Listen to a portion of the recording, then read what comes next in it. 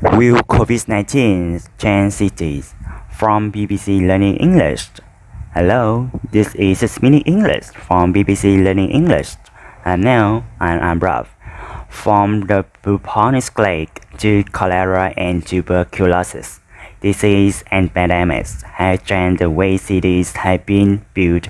For example, buildings in the 19th century Paris were designed with large, high windows to allow plenty of sunlight. They were supposed to stop the spread of tuberculosis.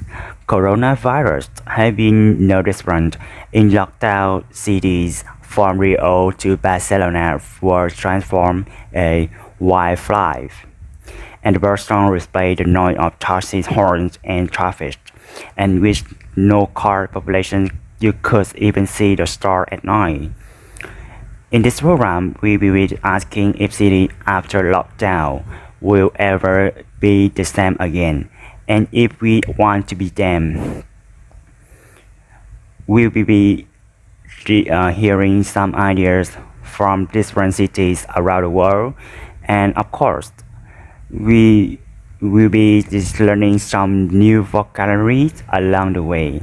One of the cities most affected by COVID-19 were Mumbai in India, but approximately how many people were affected? What the estimated population of Mumbai? That is my quiz question for you today, Rob. Is it A, 15 million people, B, 20 million people, or C, 25 million people? I know Mumbai is an international megacity, so I will say B, 20 million people. Okay, Rob. We will find out later if that's right. That now Beatrice Colomia is professor of architecture at Renton University in the United States. She spent years researching the relationship between city and the sea. Here, she is talking with Kavita Puri, presenter of BBC World Service program. The inquiry take tuberculosis, unlike cholera, which had eliminated in London by redesigning the sewage system. In the 1850s, TB were airborne. It became a real problem with the rise of the industrial cities. The metropolis, before an antibiotic, was effective.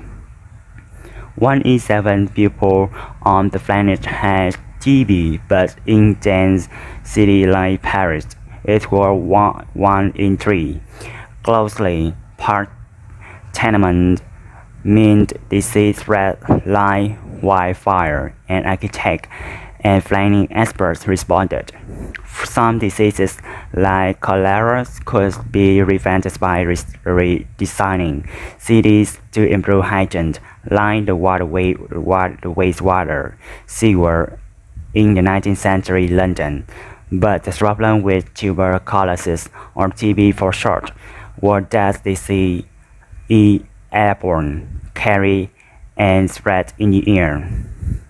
Adding to this problem was the fact that antibiotics, medicines like penicillin, that can destroy harmful bacteria or stop their growth, were not discovered until the 1928, too late to save the thousands of people who died in Mumbai, New York, Paris, and other cities during the 1800s. Diseases like TB kill more and more people as cities industrialize and grow bigger and bigger, leading to the reaction of the metropolis, the largest, busiest, and the most important city in the country or region. Many people routed together in large metropolises, meaning that disease could spread like wildfire, and idiom meaning spread quickly around many people. Even today, disease is shaping our city. In post-COVID Paris, new ideas for a 15-minute city aimed to make own public services available within a 15-minute world to have people working from home. Other countries want to build better, more affordable housing outside the city center. But according to Mumbai resident Dr. Vaidehi Tandon, this won't work, even if the housing on offer is better. But why? The reason it work.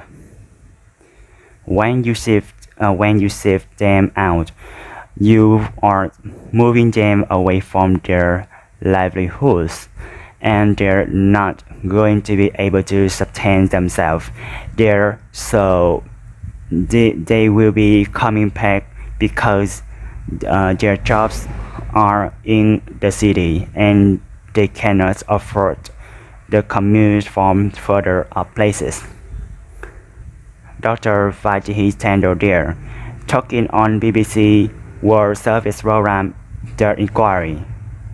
Trying to make cities less crowded is one way to minimize the risk from disease. But moving people away from the city centers means moving them away from their livelihood and their job or the other ways of earning money to pay for food, housing, and clothing.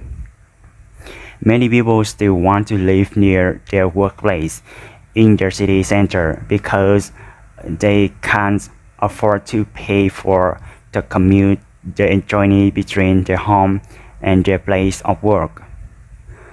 Which is a real problem when you live in the city of. Many people this you say live in Mumbai now? Yes. In our question, I ask you what the arithmetic population of Mumbai is. I said B, 20 million people. And you were absolutely right. Around 20 million people live in the Mumbai's metropolis, making it very difficult to socially distance. In this program, we will discuss the relationship between city and disease. In the 1900s, tuberculosis or TB killed thousands because it was an airborne disease, spread in the air and hard to prevent. Antibiotics, medicinal chemicals like penicillin, which can destroy harmful germs and couldn't have because they wasn't discovered until decades later. So in metropolises, the most important city where people live around it close together, diseases spread like wildfire. An idiom meaning spread wildfly, wildly and quickly. In Mumbai and other places, the problem remains that many people need the city for their livelihood, jobs, and other ways of earning money.